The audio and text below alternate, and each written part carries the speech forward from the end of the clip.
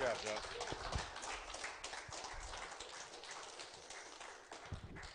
Okay. So I don't really know what to say. I'm going to try to just witness a little bit to you guys. Try to make it short a little instead of because I've gone too far, too long on sometimes on this. But all right. So I'm from Indiana, by the way. I'm not from Florida, and yeah. But you from Ohio? No. All right. But so anyhow, when I was growing up, my parents they were into like drugs and stuff, and I was just raised around sin and crime and all these kinds of things, and I just thought they were normal, the whole time I was growing up, and they all carried over into my adult years, and so I lived this way, I lived in sin, I lived in crime, and it just had nothing good come from it, I've even I don't know if I'm supposed to say this or not, but I'd even spent some years as like a devil worshiper and an atheist and all different kinds of things. I don't know. I've had attempts on my life and just all kinds of crazy things like this. And I thought at one time just I'd restart. I'd come to Florida, and I came down here with a friend of mine, and I thought just changing locations was going to make a difference. I could have a fresh start and get away from all this stuff. But I came down here, and things were almost even worse.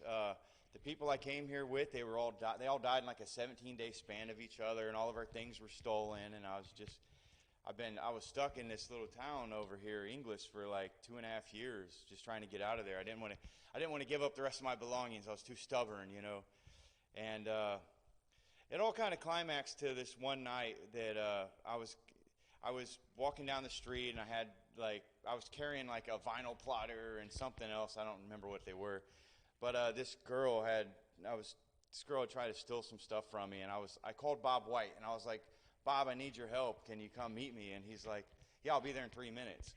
Well, before he gets there, the police show up, and so I was like, oh gosh, what's going on? Well, anyways, me and Bob White were standing there like praying, literally, while the cops were there. We're like praying, and I'm like begging God or Jesus to work things out or whatever. And so I ended up going to jail, and I was going to be released from there with with nothing. I did like 6 months or whatever. I was going to be released with no probation. Well, then I got in a fight with a gangster disciple, and I hit him in the face, and I tried to lie about it to the guards. And so they reviewed the cameras, and they seen that I did it, and I got charged with felony charges. And then so they convicted me of it, and I had like 2 years of probation after that. And I was going to be released homeless with no way to get to probation, no way to pay probation fines, no place to live, no place to work, nothing. And so like 2 weeks before I was getting released, out of the random blue, I hadn't talked to Bob in like 4 months. I just called him. Oh, no, I forgot this part. I had been praying every day for God to answer, like, please work out the situation for me. I'm going to get out of here and not have a place to live. I was like, please, God, just find me a place to live and get me a way to get to probation and fix all these things for me. And I prayed every single day, like nonstop. And so I called Bob White like 2 weeks before I got out, and I asked Bob if he could just meet me and give me a ride to probation and then take me to this girl's house that I knew. And he said, I'll meet you and I'll take you to probation. But he said, listen, I'm not going to take you to Emily's. I'm going to take you to U-Turn for Christ. And I literally started crying like right then because I knew God had answered my prayer, And so the day I got out, he brought me here. And, things have just been great here. I've never been around this many Christians before. And all the guys that have been through the program, they give me a lot of inspiration and encouragement. Like your guys' lives have changed like dramatically, and I believe that most of you wouldn't be alive if it wasn't for this program. And me too. I could easily be dead. I don't know where I'd be right now if it wasn't for this place. And God had just really, in that time that I spent in jail, God had really revealed Himself to me like fully. And I'm like completely sold out to God. He's made Himself known to me, and I just can't imagine living without Him, man. I just want to. Right now, my heart is full of joy all the time, no matter what.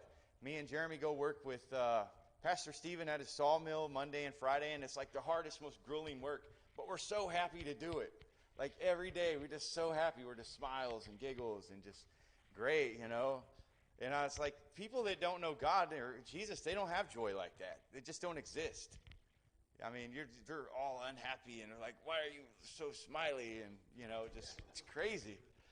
But I mean, all I can. And I mean, I got to say thank you to everybody here. I got to say thank you first off to Pastor Jim for following God's command and coming out here and opening up this U-turn for Christ. Because I mean, you can see the changes that this place has made in everybody's lives, and you know you're doing God's work. You're serving God.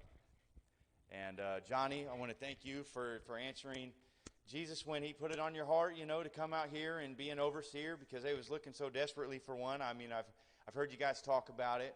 So, and I love you guys, by the way. I love you guys. Huh? Love you more.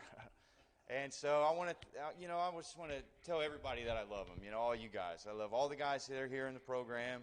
I love all you guys that are here coming to the church. You guys are pouring out into us all the time, and, you know, just serving the Lord, man. And you know, you're good witnesses.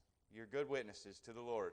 And it's really encouraging, and it's great to see, and it's just, we can feel it, you know. We know we're loved. And Bob, thank you so much, man. You know, I can't say it enough, man. I love you. I love all you guys. Buck, Linda, Jeremy, Josh, Bob, Will, I mean, Anthony, Bob, or George, and Raymond. I love all you guys. Debbie, Mike.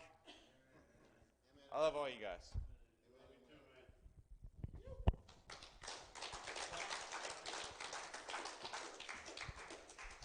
Amen, amen, brothers. Hey, so we got, you want to hold that for a second? Yeah, sure. We have stuff for you. There's a plaque for you and Josh. So, hold that up, yeah, show that. And then we have a Bible for you guys, a study Bible, a new study Bible, Chuck Smith. That's great. The Word for Today, study Bibles for all your study times. So I'm going to ask you guys, if whoever wants to come up, we're going to come down here, and I want you guys to come over and pray over these brothers.